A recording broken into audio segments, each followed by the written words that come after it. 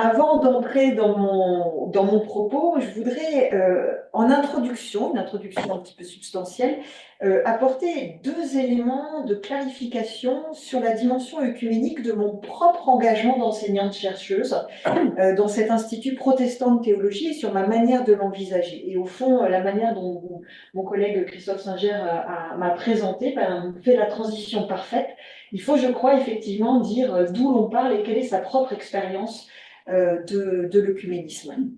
Le premier élément que je voudrais partager est strictement factuel et il concerne la formation actuelle des exégètes du Nouveau Testament dans l'enseignement et la recherche francophone. Alors c'est juste un petit angle d'approche, mais ça me semble tout à fait intéressant de le noter ensemble ce soir. Dans notre petit milieu académique, l'œcuménisme s'impose aux biblistes comme une évidence. Autrement dit, en exégèse biblique, l'œcuménisme, ce n'est pas une idée, c'est une pratique. Ça me semble tout à fait important de partager avec vous ce constat. L'invitation à vous rejoindre ce soir a été pour moi l'occasion de faire un petit jeu en essayant de mesurer à quel point les réseaux de recherche et d'enseignement auxquels je participe en tant qu'exégète sont de fait des réseaux œcuméniques. Je voudrais citer dans le désordre, enfin, c'est un peu, n'y voyez pas une logique hiérarchique d'importance, simplement une manière d'énumérer les choses. Je vais commencer par citer le RENAB, le réseau de recherche en narratologie et Bible, qui a été fondé en 2000 par des exégètes des facultés de théologie francophone de tradition catholique et protestante. Je vais citer également l'ISEO, l'Institut supérieur d'études œcuméniques en lien avec le Theologicum de l'Institut catholique de Paris, et dans lequel les exégètes issus de différentes traditions travaillent. Je voudrais citer évidemment le travail de la TOB, le travail de révision de la TOB qui a été entrepris depuis 2 ans maintenant. Sachez que le travail de révision de la TOB est relancé depuis 2 ans et auquel évidemment les exégètes issus de différentes traditions participent activement. Je voudrais également citer l'UCLI, la faculté de théologie de l'Université catholique de Lyon, qui m'a confié l'an passé un cours semestriel sur les évangiles synoptiques et dont nous accueillerons l'an prochain le doyen, notre collègue Michel Younes, pour un cours semestriel. Il faut aussi évidemment citer l'Institut de théologie des Dombes, fondé en 2001, qui propose une formation œcuménique et notamment en exégèse biblique et dans lequel j'interviens. Il faut citer, mon collègue l'a fait, le groupe des Dombes, dont je suis membre depuis 2 ans et qui entretient si précieusement ce travail exégétique. Il faut encore citer la CFEB, l'association, certes dite catholique, française pour l'étude de la Bible, qui a refusé que le C de son acronyme devienne le C de chrétien, mais qui n'en reste pas moins un réseau de travail pour les exégètes francophones de toute tradition, et qui a même, il faut le savoir, créé un statut de consulteur œcuménique au sein de ce conseil d'administration dont je suis. Et il y a également, à citer, l'Université d'été d'Avignon, créée en 2022, organisée par le Centre Paul-Albert Février et qui est résolument portée par des chercheurs en exégèse biblique issus de traditions chrétiennes différentes. Tout ça pour vous dire que tout ça, ce ne sont que des exemples qui, dans mon court passage ici à l'Institut protestant de théologie, sont en fait les lieux principaux de recherche francophone en exégèse biblique. Et je me suis aperçue, en préparant cette rencontre, qu'en réalité, ils sont tous, de fait, des réseaux œcuméniques. Alors, il y en aurait bien d'autres à citer. Je pense notamment à la chaire de théologie œcuménique des facultés Loyola à Paris, qui attire l'attention sur cet enjeu décisif pour toutes les disciplines des études théologiques. Mais ces premiers exemples-là rappellent que l'exégèse biblique francophone ne peut pas ne pas avoir conscience de sa propre dimension œcuménique. Et j'en suis moi-même profondément marquée. Les exégètes s'intéressent aux diverses théologies mises en œuvre dans la Bible, et nous le faisons dans le cadre de nos facultés de théologie, c'est-à-dire dans des espaces évidemment marqués par la tradition chrétienne qui se déploie bien au-delà du 1er siècle et qui organise un point de vue spécifique sur le monde, celui des théologies chrétiennes. Ça veut dire que la méthodologie que nous mettons toutes et tous en œuvre dans l'analyse des textes bibliques suppose un certain nombre de procédures qui n'ont rien de spécifique à telle ou telle tradition religieuse. On pourrait parler d'un athéisme méthodologique qui nous est commun. Nos outils d'analyse des textes bibliques sont non confessionnels. Nous utilisons tous et toutes les mêmes outils. Ça ne signifie évidemment pas que ces outils méthodologiques sont neutres. Ça signifie simplement qu'ils constituent les outils que notre époque se donne et avec lesquels nous pensons toutes et tous aujourd'hui pouvoir rendre compte de la réalité textuelle analysée. Donc, tant que les exégètes, toujours soupçonnés d'être inféodés à leur tradition religieuse, eh bien, tant que les exégètes seront soumis à cette exigence d'une exégèse scientifique qui rend compte de sa méthode d'analyse, eh bien, je dirais que cet œcuménisme exégétique ira de soi et il grandira dans la culture du dialogue. Je commence par un heureux constat, je trouve. Mais il faut évidemment, dès que j'ai fait cet heureux constat, il faut aussitôt... Parce que cet heureux constat, c'est ce que j'appelle un œcuménisme pratique. Mais il faut, à cet heureux constat, il faut aussitôt ajouter que ce qui allait de soi pour ma génération ne l'est plus aujourd'hui. La suspicion générale jetée sur les savoirs scientifiques, la porosité revendiquée de la ligne de démarcation entre le faux et le vrai, l'amollissement continu des notions de vérité et d'objectivité font le nid d'une exégèse de plus en plus partisane qui a une nette tendance à se mettre au service d'autres intérêts que ceux des textes bibliques. Dit autrement, la culture du dialogue dans laquelle baigne encore aujourd'hui l'exégèse francophone n'est pas un acquis, mais c'est bel et bien un défi. Et chacun des lieux de formation et de réflexion œcuménique que je vous ai cités en introduction, chacun de ces lieux-là est, pour des raisons différentes, un lieu aujourd'hui menacé de fermeture. Je suis prête à, on pourra en débattre tout à l'heure, mais c'est le constat que je cherche à... Vous avez dit cette tendance à un exil de plus en plus orienté en dehors du monde francophone. Non, là je parle uniquement, là j'ai donné exprès que des exemples d'exégèse francophone. Voilà, je ne suis pas partie, parce que c'est encore une autre problématique au fond, si on sort de la francophonie.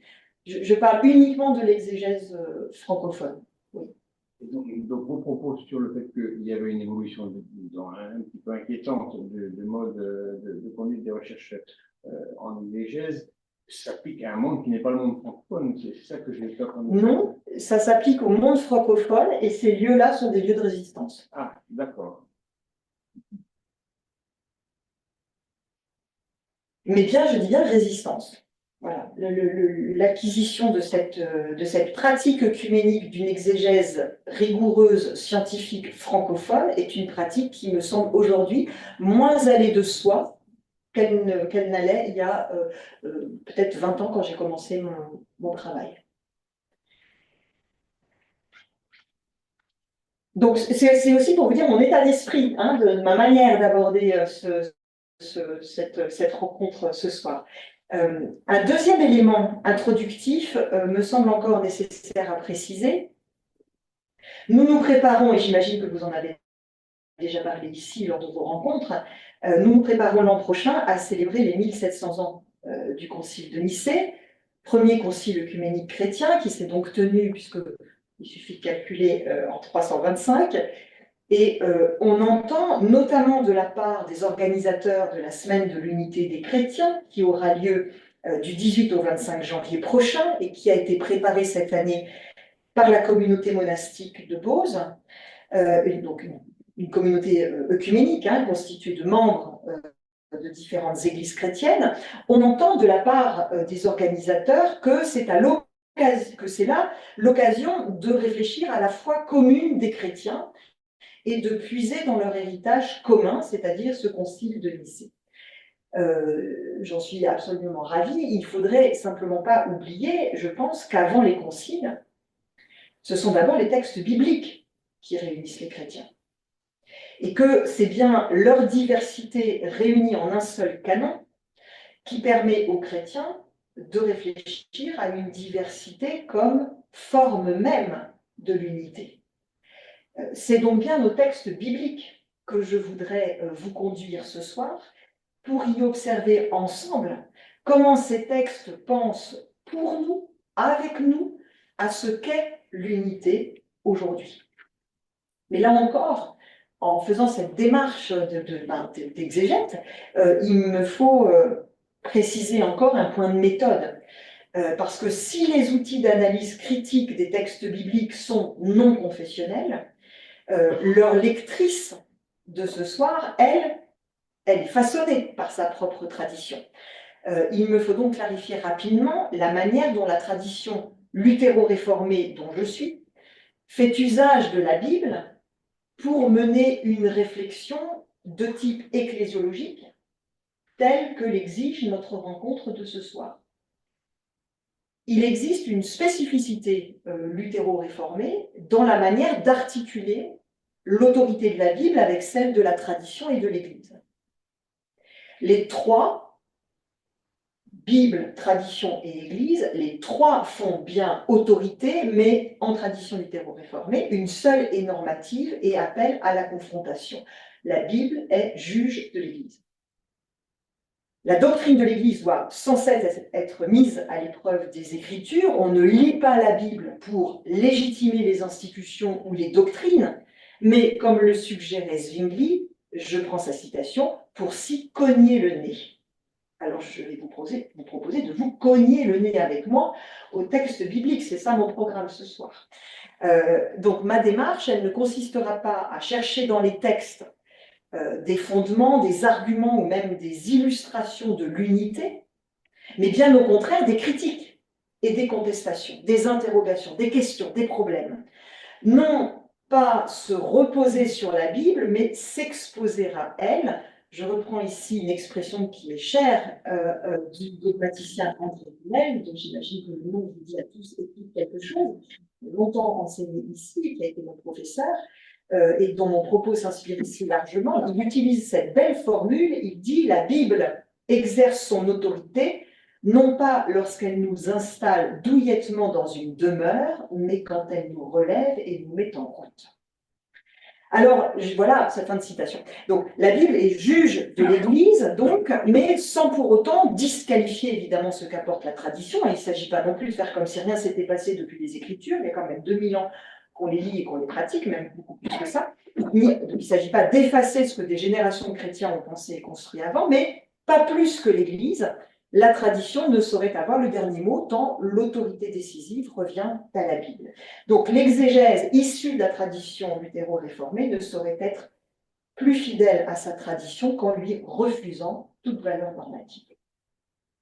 Voilà, toutes ces précautions prises restent l'essentiel pour réfléchir aujourd'hui l'unité des chrétiens, la lecture des textes bibliques.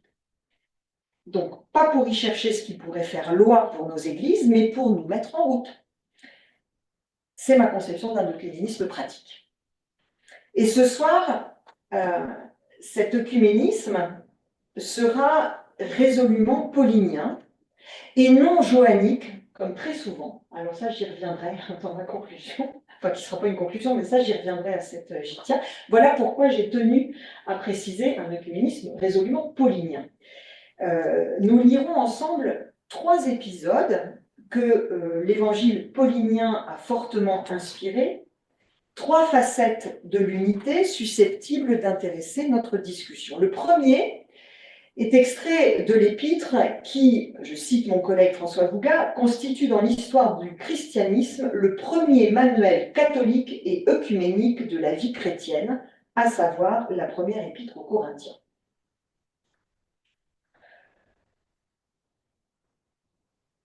C'est notre première station, notre premier arrêt. Les communautés, l'épître, la première épître aux Corinthiens.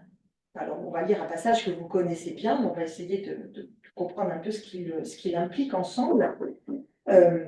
les communautés qui ont été fondées par Paul dans les cités, dans les colonies gréco-romaines comme Philippe, Thessalonique, Corinthe, toutes ces communautés vont prendre chacune des formes différentes parce qu'elles sont façonnées par la diversité des individus qu'elles réunissent. Paul et ses collaborateurs vont tirer parti des dons reçus et rendus par les hommes et les femmes qui se rassemblent dans les maisons nouvellement constituées, ou bien, tout simplement, ils les laissent s'organiser en fonction de ce que Paul va appeler leur charisme. Or, à Corinthe, des dysfonctionnements sont signalés à l'apôtre Paul. Les Corinthiens sont agités par des discordes entre partis, dont Paul, Céphas et Apollos sont devenus les noms. Hein, moi, je suis du parti de Paul, à un moment, je suis du parti d'Apollos, à un moment, je suis du parti de Céphas. Il y en a même qui disent qu'ils sont du parti du Christ. Et donc, Paul va prendre les choses en main, comme à son habitude, et pour faire voir la vanité de ces querelles œcuméniques, car ce sont bien des querelles œcuméniques auxquelles Paul est confronté à Corinthe, il va se saisir d'une image que nous connaissons bien, l'image d'un corps. Je lis le premier extrait, je suis au chapitre 12, et je lis versets 12 à 21. Car de même que le corps est un et a beaucoup de membres, et que les membres du corps, bien qu'étant beaucoup, forment un seul corps, de même aussi Christ. Et en effet, nous tous, par un seul esprit, nous avons été baptisés en un seul corps, juifs ou grecs, esclaves ou libres, et tous avons été abreuvés d'un seul esprit. Et en effet, le corps n'est pas un seul membre, mais plusieurs. Si le pied disait, comme je ne suis pas main, je ne suis pas du corps, il n'en serait pas moins du corps. Et si l'oreille disait, comme je ne suis pas œil, je ne suis pas du corps, elle n'en serait pas moins du corps. Si le corps entier était œil, où serait l'ouïe? S'il était tout entier oui, où serait l'odorat? Mais maintenant, Dieu a placé les membres, chacun d'eux, dans le corps, comme il a voulu. Si le tout était un seul membre, où serait le corps? Mais maintenant, il y a plusieurs membres et un seul corps. L'œil ne peut pas dire à la main, j'ai pas besoin de toi. Ou bien encore la tête dire aux pieds, j'ai pas besoin de vous. Alors il faut commencer par dire que l'image du corps, comme métaphore de l'organisation sociale, est une image en réalité déjà très connue au moment où Paul s'en saisit. Elle est notamment connue par la philosophie, par les philosophes. Elle est même particulièrement appréciée des discours conservateurs parce que cette image leur sert à rendre plausible la solidarité nécessaire des esclaves et des petites gens avec l'aristocratie oisive. Et donc, cette image sert aux philosophes à légitimer d'en haut la hiérarchisation des classes sociales. La visée est très simple quand les politiciens antiques utilisent cette image, je pense à Tite-Live notamment. La visée est très simple, on cherche à maintenir chacun à sa place et dans le bon ordre pour le bien-être de tous. Et surtout que le pied gauche ne s'imagine pas prendre la place de la main droite, par exemple. Hein. Chacun est à la bonne place, c'est la nature qui a voulu ça, et que chacun se tienne tranquille. Voilà. Et comme ça, on légitime une organisation, une hiérarchie naturelle. Paul se saisit donc de cette image conservatrice, extrêmement connue, et il la subvertit pour réfléchir le nouvel ensemble qui découle de la révélation offerte par Dieu, c'est-à-dire qui découle de la révélation qui lui a été faite, de reconnaître en Jésus-Christ crucifié son Seigneur, le Fils de Dieu. Donc, cette métaphore va lui permettre de réfléchir les relations de dépendance entre singularité, pluralité et solidarité. Il s'agit d'abord de reconnaître qu'on est nécessairement sujet parmi d'autres. C'est ce que dit le verset 14. Le corps n'est pas un seul membre, mais plusieurs. Ça signifie que le je, J-E, présuppose le nous. On ne peut pas dire je s'il n'y a pas de nous, il n'y a pas de nous si quelqu'un ne peut pas dire je. Et ça oblige à l'inter-reconnaissance de tous les je réunis dans ce nous. Il n'y a pas de reconnaissance de la singularité du sujet sans reconnaissance de la pluralité des sujets. Autrement dit, la reconnaissance du sujet permet de fonder la pluralité. On ne peut pas dire nous si on n'a jamais pu dire je. Dit autrement, l'unité du corps, qui est l'œuvre de l'Esprit de Dieu, est indissoluble en raison même de la pluralité de ses membres. Et je trouve que par une journée comme aujourd'hui, avec ce qu'on a vécu hier à l'Assemblée nationale, cette remarque ne manque pas de sel. Il s'agit ensuite de rappeler que les sujets sont non interchangeables. Et ce n'est pas l'affaire ici de fonction ou de statut, c'est une affaire de nature interprétée comme don, instituant chacun comme sujet irremplaçable. Je ne suis pas main, dit le pied au verset 15. Hiérarchiser les natures, hein, il s'agit bien d'un être. Je ne suis pas main. Ce n'est pas une question de fonction, c'est une question d'être. Ce n'est pas ça que je suis. Voilà. Ça veut dire que hiérarchiser les natures, pied, main, œil, ce serait complètement absurde puisque la diversité des êtres est une nécessité vitale. Et parce que chacun de ces êtres, dans l'image qu'emploie Paul, chacun de ces êtres parle, on comprend aussi que la reconnaissance de la singularité du sujet en passe par la reconnaissance d'un sujet parlant. Donc, ça en passe par une invitation à prendre place et à se situer en parlant en je. L'inscription du sujet parmi la pluralité des êtres et des fonctions, ce n'est pas une fin en soi. Encore faut-il l'engagement dans la parole et la participation au débat commun. L'image, elle permet encore à Paul de montrer qu'il faut de l'autre, qu'il y a toujours de l'autre, et que c'est précisément parce qu'il y a de l'autre qu'on peut être soi. L'image combine ici habilement universalité, pluralité et singularité, c'est-à-dire que la singularité du sujet a besoin d'autres singularités pour prétendre à elle-même, et ça vaut nécessairement pour tous les membres du corps. Le corps sert ici la réflexion paulinienne de ce qu'est désormais l'unité par nature. L'unité préexiste à ses membres. Si chacun d'eux est vivifié à la même source, qui est l'Esprit de Dieu, chacun d'eux est placé par Dieu, littéralement, en grec, ils sont institués par lui. C'est comme ça que Dieu les institue dans ce corps. Chaque membre est institué, littéralement en grec, dans ce corps. Ça signifie que la participation des membres, c'est la mise en œuvre, non pas de leur vouloir, mais c'est la mise en œuvre de celui qui, de plus haut et de plus loin qu'eux, veut pour eux. L'unité sous dépendance de la pluralité de ses membres sujets est en quelque sorte je cite Christophe Zems ici, est en quelque sorte une institution divine. La dépendance, l'unité sous dépendance de la pluralité des membres est une institution divine. Et la remarque entérine au passage l'absurdité des comparaisons et des rivalités entre les membres sujets, puisqu'aucun d'eux ne peut se vanter d'être ceci ou de cela, puisque ceci ou cela, c'est précisément uniquement le don de Dieu, c'est-à-dire qu'on n'en est pas auteur, on en est seulement et uniquement bénéficiaire. Il faut maintenant rappeler que la complète interdépendance de tous implique de fait la solidarité. C'est ce qui est expliqué au verset 20. Mais maintenant, il y a plusieurs membres et un seul corps.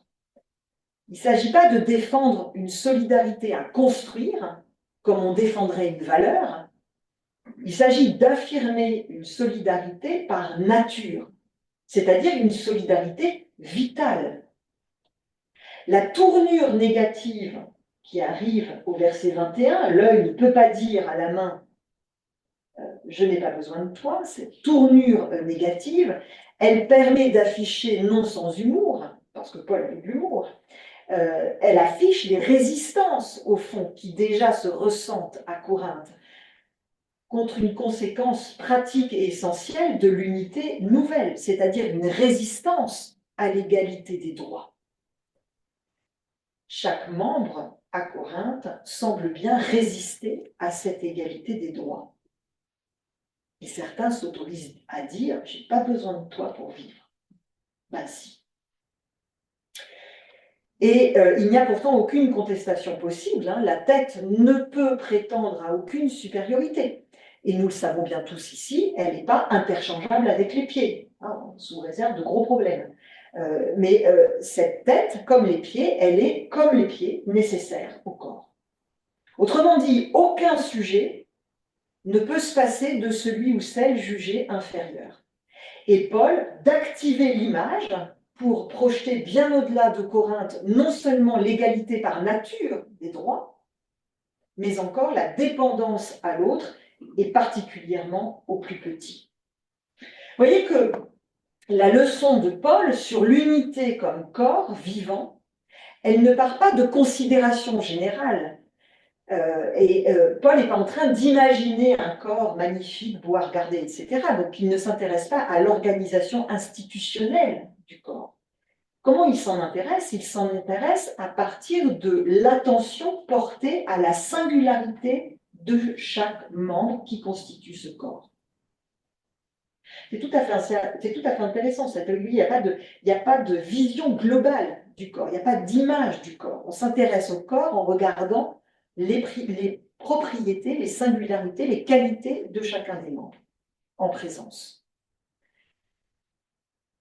Je lis encore les 5 versets suivants.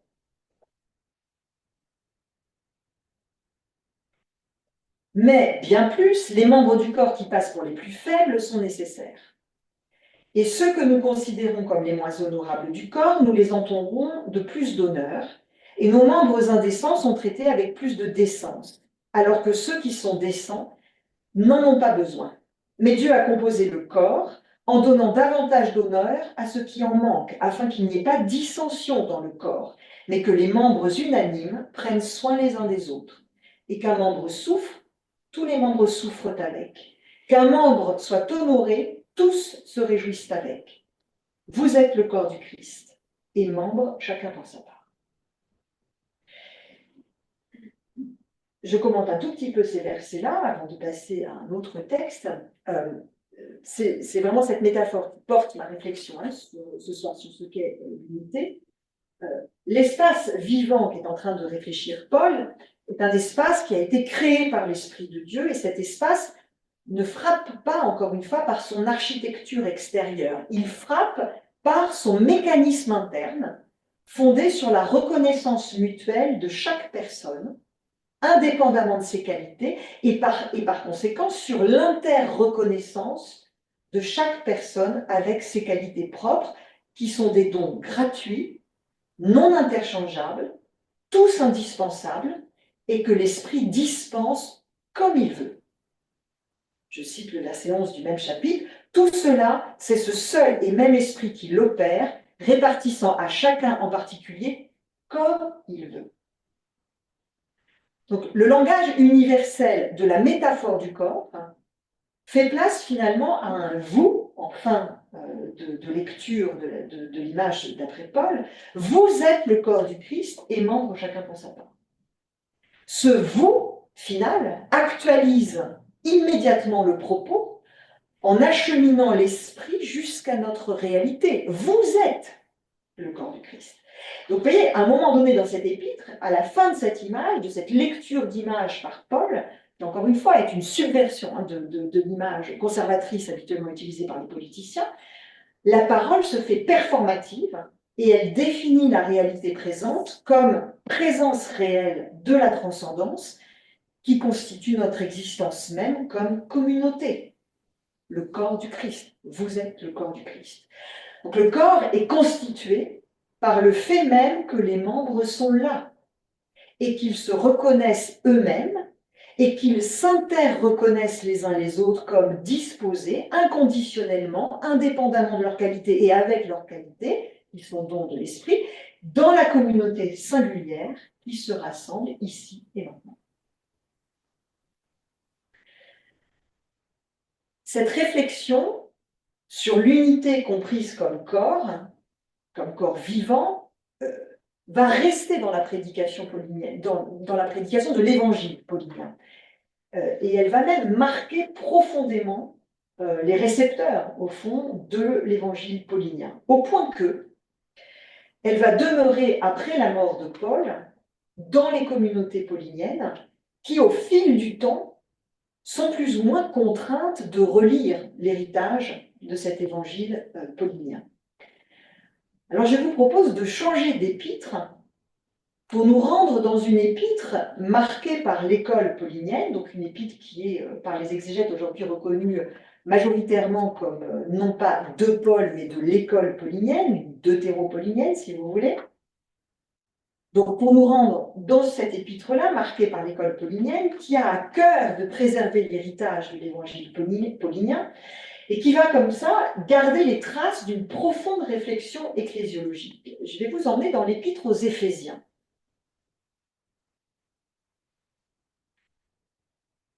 L'épître aux Éphésiens, je sais que vous l'avez en tête là tout de suite, hein, que c'est clair pour vous, l'épître aux Éphésiens, mais vous savez donc que l'épître aux Éphésiens occupe une place centrale dans la réflexion ecclésiologique. Hein. L'Église est un thème important dans cette épître, mais évidemment, comme pour tous les textes réunis dans le Nouveau Testament, le thème de l'Église n'est pas le thème principal. Le thème principal de tous les textes réunis dans le Nouveau Testament est uniquement l'annonce de l'Évangile pour l'ensemble de l'unité. Hein. L'Évangile, la proclamation de l'Évangile est le thème principal de tous ces textes. L'Église vient toujours subordonnée à ce thème-là. Et dans cette épître aux Éphésiens, l'Évangile paulinien de la justification par la foi, pour le dire très vite, a fait place maintenant, pour la génération suivante, à l'affirmation du salut par la foi.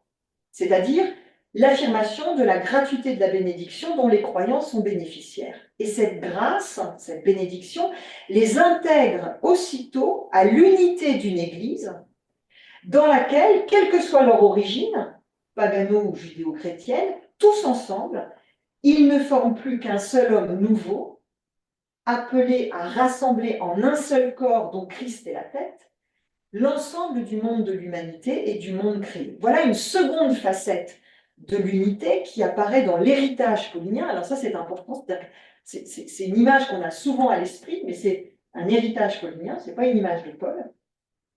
Je lis, on va dire, plusieurs extraits de cette épître. Je lis pour commencer, premier chapitre. « Béni est-il le Dieu et Père de notre Seigneur Jésus-Christ, qui nous a bénis de toute bénédiction spirituelle dans les cieux en Christ, nous ayant prédestinés à la filialité par Jésus-Christ, pour lui, selon la décision souveraine de sa volonté, nous faisant connaître le mystère de sa volonté. » Comme l'explique, alors je le cite à nouveau mon collègue François Vouga, l'accent de l'épître aux Éphésiens, vous voyez, en comparaison avec la métaphore du corps en 1 Corinthiens 12, qui, elle, est de la main de Paul, l'accent ici ne porte plus sur la singularité des membres, comme en 1 Corinthiens 12, mais elle porte sur la vision de l'unité d'une Église, envisagée comme la grandeur d'un corps cosmique dans lequel les murs de séparation ont été renversés. Christ a aboli la loi des commandements, qui ne représente plus que le souvenir d'un clivage révolu entre paganos et judéo-chrétiens, pour créer un seul homme nouveau dans la paix, destiné à grandir comme un édifice dans lequel l'humanité tout entière trouve sa place. Regardez ce qui se passe, chapitre 2, j'avance dans l'épître. Il est lui, c'est-à-dire Christ, en effet notre paix, lui qui des deux, c'est-à-dire ceux de la circoncision et ceux de l'incirconcision, hein, donc les convertis à Christ d'origine païenne, d'origine juive, qui des deux a fait un et qui a renversé la cloison de séparation, la haine dans sa chair, ayant aboli la loi des commandements avec leurs prescriptions, afin de créer les deux en lui, en vue d'un seul homme nouveau, faisant la paix, et afin de réconcilier les uns et les autres en un corps unique pour Dieu, par le moyen de la croix, ayant exterminé la haine en lui, et venant, il a annoncé la bonne nouvelle de la paix à vous qui êtes loin et à ceux qui sont près, à savoir que par lui, nous avons libre accès les uns et les autres, en un seul esprit, auprès de Dieu. Dieu fait maintenant, si je comprends la logique de l'auteur de l'Épître aux Éphésiens, Dieu fait maintenant connaître aux croyants le mystère du projet qu'il avait forgé en Jésus-Christ, c'est celui de rassembler l'ensemble de l'humanité et la totalité du cosmos comme corps harmonieusement ajusté dont le Christ est la tête. Nous faisant connaître le mystère de sa volonté selon la décision souveraine qu'il avait d'avance arrêtée en lui pour l'économie de l'accomplissement des temps, rassembler sous un seul chef tout dans le Christ, ce qui est dans les cieux et ce qui est sur la terre, en lui. Dans la perspective de cette ecclésiologie cosmique, il n'y a que dans cet épître qu'on trouve ce genre de choses dans tout le Nouveau Testament, dans cette ecclésiologie cosmique, je dis cosmique exprès parce qu'en grec c'est cosmos, donc vous pouvez traduire monde si ça vous êtes plus à l'aise, mais il n'empêche qu'en grec c'est cosmos, donc c'est vraiment une dimension cosmique. Et ben, les communautés, toutes les communautés participent à la construction de cette réconciliation universelle. Ça veut dire que les diversités présentes dans les communautés sont maintenues dans l'unité de l'homme nouveau créé en Christ. Donc l'unité, selon l'Épître aux Éphésiens, ne se présente pas comme une revendication ou comme une affirmation d'exclusivité, c'est-à-dire qu'il faudrait rejoindre telle ou telle communauté, mais elle se présente comme la volonté de réunir et d'intégrer les diversités, à commencer par celle de la circoncision et de l'incirconcision, d'intégrer ces diversités dans l'unité plurielle d'un organisme fondé par une volonté créatrice. Parce qu'il n'y a qu'une seule réalité, une seule humanité, un seul cosmos, qui est celle de la création de Dieu, le Père de tous. Il ne peut logiquement y avoir qu'un seul corps, un seul esprit, une seule foi et une seule espérance dans la diversité infinie de toutes les singularités qui s'y rassemblent dans la paix et réconciliée, dit l'Épître aux Éphésiens. Je vous exhorte donc, moi le prisonnier dans le Seigneur, à marcher en accord avec la vocation que vous avez reçue, avec entière humilité et douceur, avec patience, vous supportant les uns les autres dans l'amour, vous efforçant de garder l'unité de l'esprit dans le lien de la paix, un seul corps et un seul esprit, comme vous avez été appelés à une seule espérance, celle de votre vocation, un seul Seigneur, une seule foi, un seul baptême, un seul Dieu et Père de tous, qui est au-dessus de tous et par tous et en tous. Vous voyez que l'auteur de l'Épître aux Éphésiens, une fois qu'il a dit ça, il a pu ensuite, il lui reste une chose à faire, c'est nous dire quoi faire, justement. C'est-à-dire qu'une fois qu'il a affirmé ça, et qu'il a démontré cela, il a plus ensuite qu'à mettre en place la stratégie pour le chantier de la société nouvelle, fondée sur l'unité de l'homme nouveau. Une unité, je vous le rappelle, à la fois donnée et à construire. Et pour cela, l'auteur va définir la vocation universelle adressée à chaque croyant, qui est une vocation d'édification, c'est-à-dire qu'il s'agit d'édifier le monde comme corps dont Christ est le principe. Et on en connaît les trois caractéristiques principales de cette vocation. Première caractéristique, donc là je suis toujours dans l'Épître aux Éphésiens, on est bien d'accord.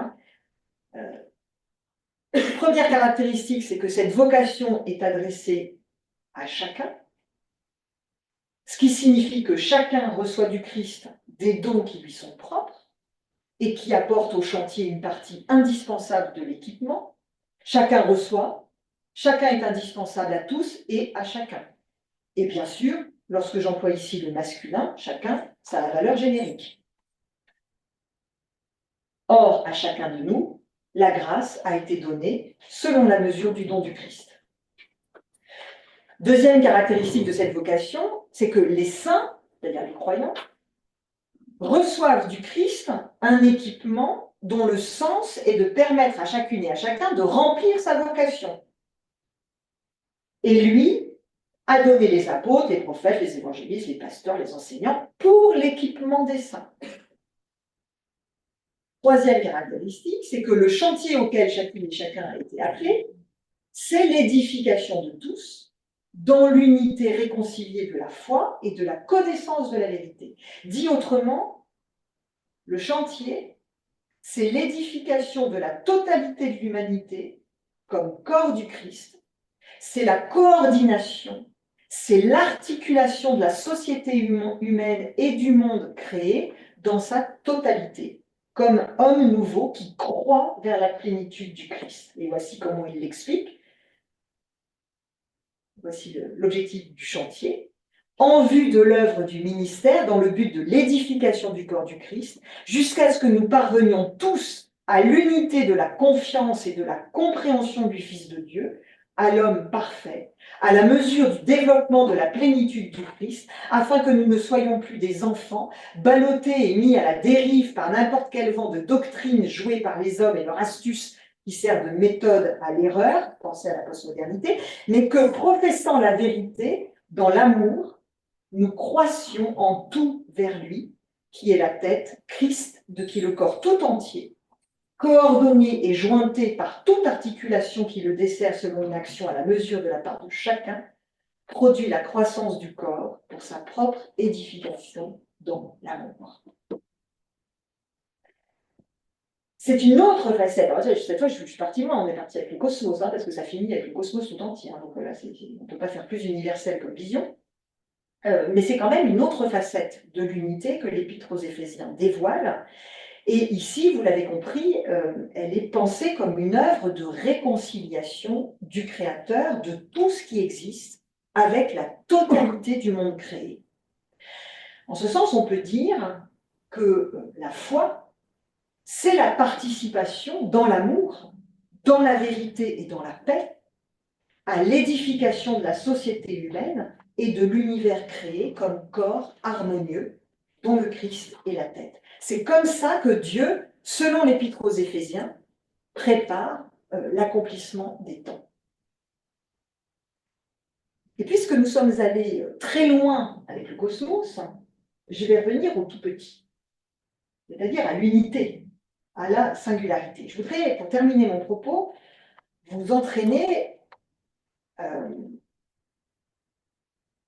vers un autre texte marqué par la théologie paulinienne, disons marqué par l'évangile paulinien, et sans doute pour aborder l'unité sous un angle peut-être plus facilement appréhendable, me semble-t-il, dans une société dite postmoderne.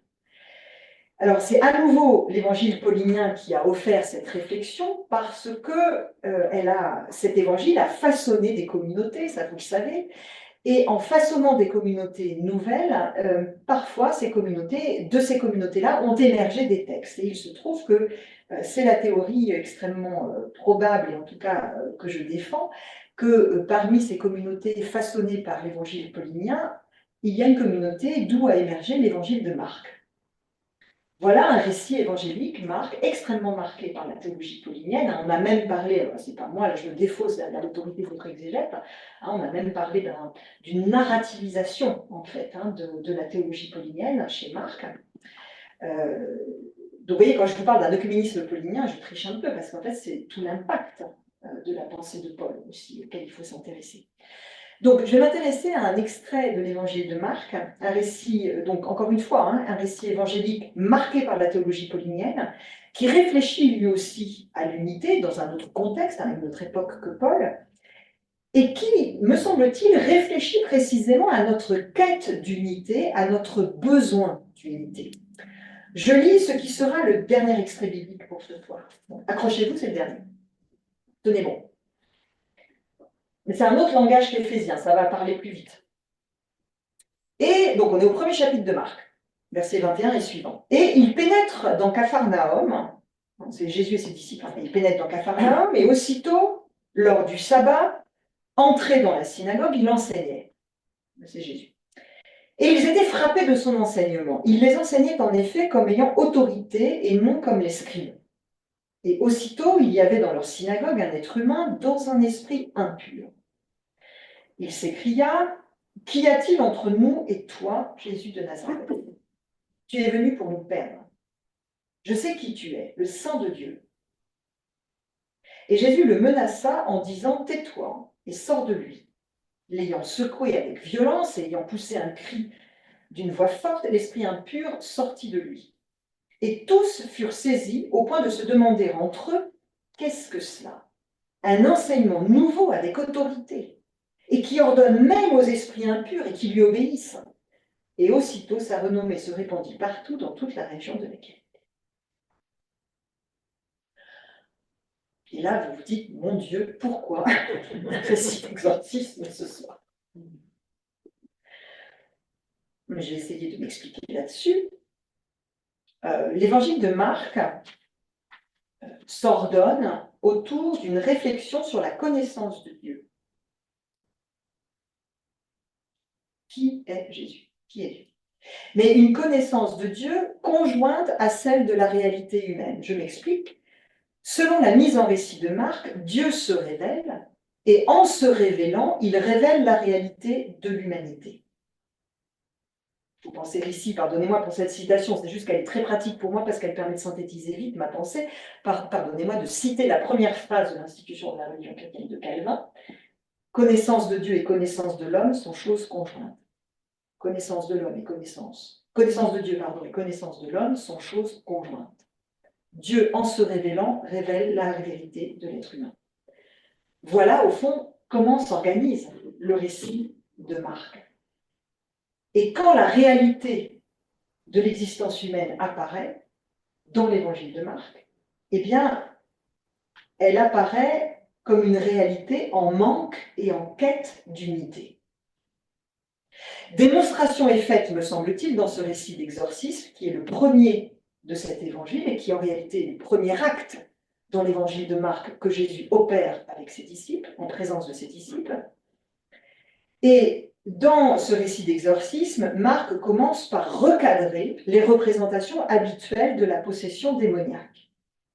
Dans sa compréhension de l'être humain, selon Marc donc, ce ne sont pas les esprits impurs qui entrent dans les êtres humains pour les rendre prisonniers, ce sont les êtres humains qui s'enfuient dans les esprits et s'en rendent prisonniers. C'est bien, et c'est pour, alors, vous voyez, pour vous le montrer, je vous l'ai même mis en grec, c'est pour légitimer, puis pour vous montrer qu'on travaille un peu ici quand même en grec. Hein. Je relis verset 23, et aussitôt il y avait dans la synagogue un être humain dans un esprit impur. Anthropos en pneumati. Littéralement, alors on peut s'amuser à détourner le grec pour traduire autrement. Il n'empêche que la lecture basique de cette expression, c'est un être humain dans un esprit impur. Donc, Jésus première rencontre avec un être humain, c'est un être humain dans un esprit impur. La conception usuelle, habituelle, qu'on a tous à peu près à l'esprit d'un exorcisme, c'est d'interpréter la personne démonisée comme une personne possédée par une puissance démoniaque. Et on imagine du coup l'individu possédé comme une victime innocente d'une puissance extérieure qui parle à sa place, qui agit à sa place, etc. Et dans ce cas, on imagine le travail de l'exorciste qui consisterait à libérer le possédé de l'esprit impur pour que l'individu retrouve son état de pureté originelle. Hein, en général, c'est à peu près cette représentation-là qu'on a d'un exorcisme. Eh bien, ce n'est pas la représentation de Marc. Marc n'a pas cette compréhension-là d'un exorcisme parce que tout simplement, il n'a pas cette compréhension-là de la réalité de l'existence humaine. Et il l'écrit. Ce ne sont pas les démons qui prennent possession des démoniaques, ce sont les démoniaques, les personnes qui se réfugient dans les esprits impurs et les démons. Dans les récits d'exorcisme de cet évangile, c'est le possédé qui se trouve dans un esprit impur et non l'inverse. C'est cet être humain brisé en 1000 morceaux, divisé en lui-même, qui court trouver refuge sous l'emprise protectrice de puissances démoniaques et qui, tout en se faisant passer pour la solution, s'avère en réalité devenir le problème. Avec Marc, c'est l'existence humaine qui s'aliène d'elle-même aux démons. Ce renversement de la représentation usuelle de l'emprise des démons, ce renversement de représentation fait évidemment signal. Les êtres humains cèdent au pouvoir de tentation des esprits. Ils vont à eux et se livrent à eux, perdant ainsi leur liberté en eux-mêmes, par eux-mêmes, et, s'imaginent-ils, pour eux-mêmes. On comprend alors que, selon Marc, céder à la tentation des esprits équivaut à vouloir sauver sa vie par soi-même. La possession thématise chez Marc la perte de liberté de l'être humain qui, parce qu'il comprend la réalité selon les vues humaines, cherche à se sauver lui-même et cherchant à se sauver lui-même, se perd dans les esprits, donc dans les esprits impurs, devenant esclave de lui-même, dépendant de lui-même. C'est-à-dire que pensant posséder ces esprits qui pourraient lui donner ce qu'il cherche, l'homme en retour est possédé, il est trompé, il est envahi, il est tenu en esclavage. L'anthropos, l'être humain, cède à la tentation d'obtenir des réponses qui s'avèrent être fausses à la question qui le remue, qui l'agite, à la quête qui est la sienne et qui, elle, est une quête véritable. Mais alors, quelle est cette quête que l'être humain cherche à satisfaire dans les démons que lui propose le monde? Eh bien, la question qui agite tout anthropos, tout être humain, porte, selon Marc, sur son identité. L'anthropos, l'être humain, pris dans l'esprit impur, a un problème d'identité. La confusion qui est semée dans ce récit par le jeu des pronoms sujets met au jour le problème. Regardez le verset 23. Il y avait dans leur synagogue un être humain dans un esprit impur, il s'écria.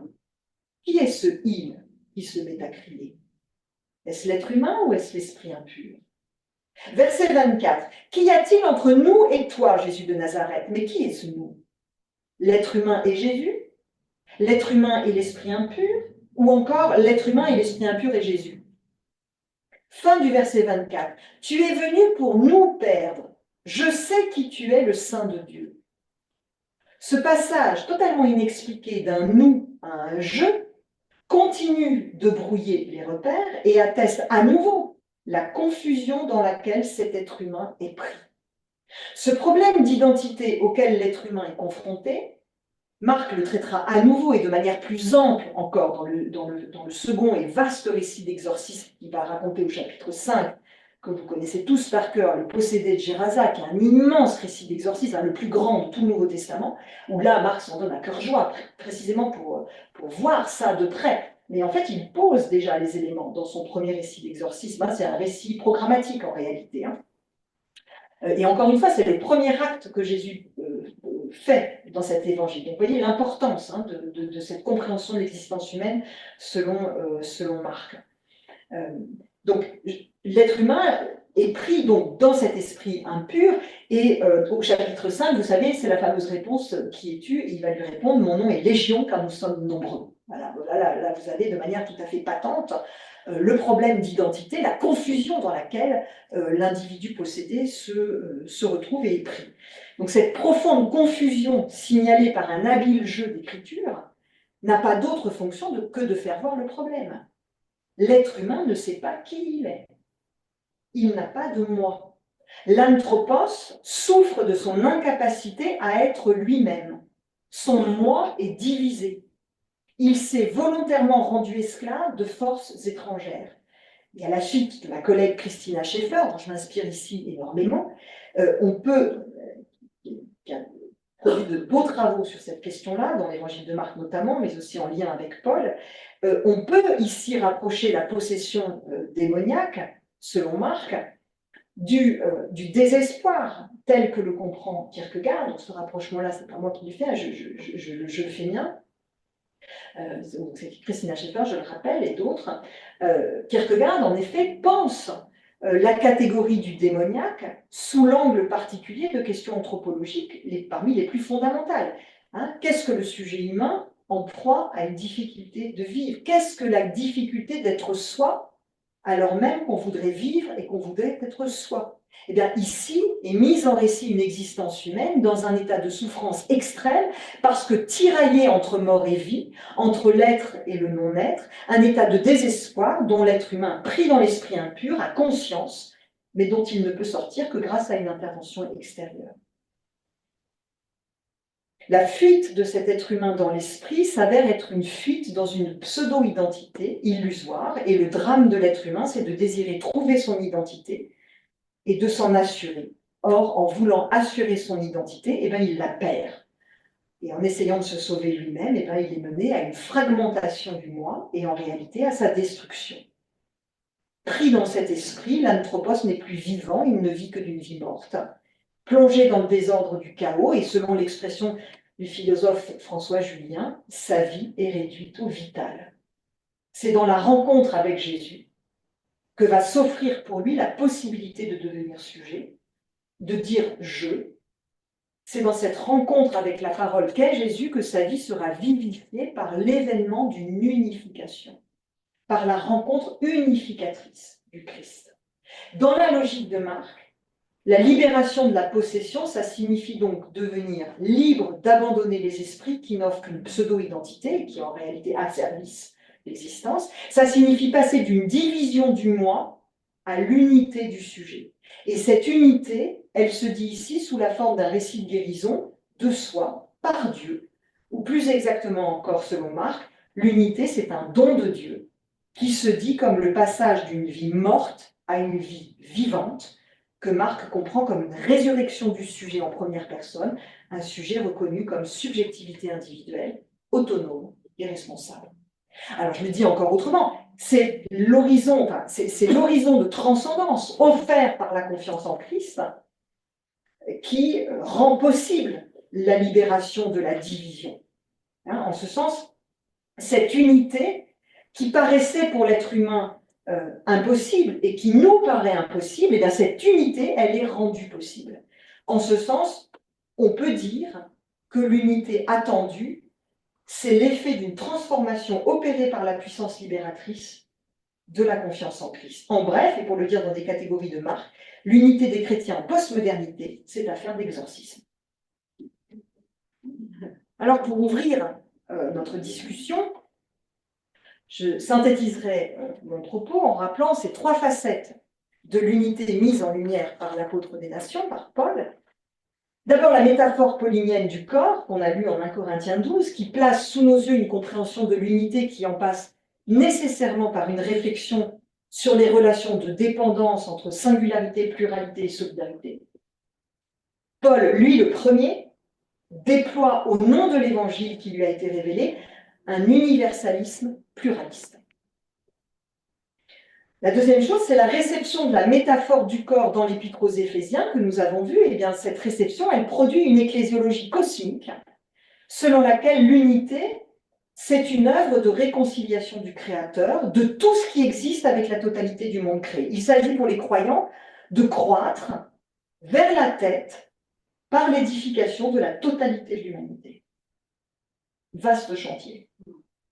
Et la troisième chose, c'est qu'avec l'évangéliste Marc, qui est aussi, il me semble, en tout cas c'est ce que je défendrai, une réception de l'évangile paulinien, l'évangéliste Marc, pour lui, l'unité, c'est d'abord le nom d'un événement de libération, suscité dans la rencontre, dans le dialogue avec Jésus, pour quiconque s'est volontairement soumis aux démons, s'imaginant trouver en eux ce qui pourrait lui conférer une identité. Avec Marc, l'unité se raconte dans les catégories de l'exorcisme, parce qu'elle est d'abord, cette unité, le passage d'une vie réduite au vital, pour cause de division, à une vie vivifiée, pour cause d'unité. Et je voudrais juste, je vole 2 minutes pour vous faire une petite confession, qui, évidemment, je l'espère, obtiendra votre pardon. Vous voyez, c'était tout l'enjeu des confessions publiques, c'est d'obtenir un pardon, hein, sinon il n'y a pas de... Donc voilà, je compte sur vous. Je voudrais confesser pourquoi j'ai limité mon propos à une discussion avec Paul. C'est ce que je disais en introduction. La réflexion sur l'unité des chrétiens est, me semble-t-il, bien trop vite scripturairement fondée sur une lecture de l'évangile de Jean, et en réalité sur un seul verset, Jean 17, 21. Je suis sûre, enfin, je parierais beaucoup en fait, le fait que vous avez dû déjà entendre ce verset. Voilà. Je vous le redis pour que vous l'ayez bien à l'esprit, Jean 17, 21, que tous soient un, comme toi, Père, tu es en moi et que je suis en toi, qu'ils soient en nous eux aussi, afin que le monde croie que tu m'as envoyé. Et ce verset, on l'interprète aussitôt comme l'expression d'un désir d'unité qui prendrait donc une signification éthique. Et du coup, ça deviendrait une sorte de feuille de route pour atteindre l'horizon d'une unité priée par Jésus. L'unité comme une chose à faire. Or, il me semble que les auteurs réunis dans le Nouveau Testament, Jean compris, réfléchissent chacun à leur manière à la signification théologique de l'unité.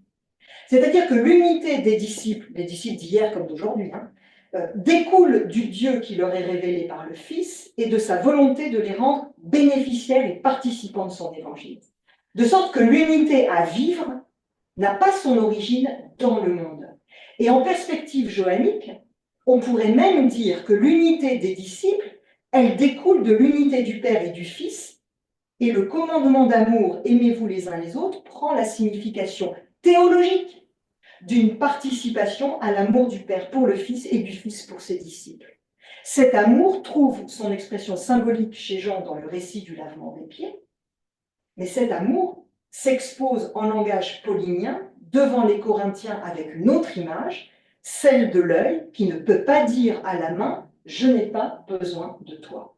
L'œil ne peut pas dire à la main « je n'ai pas besoin de toi ».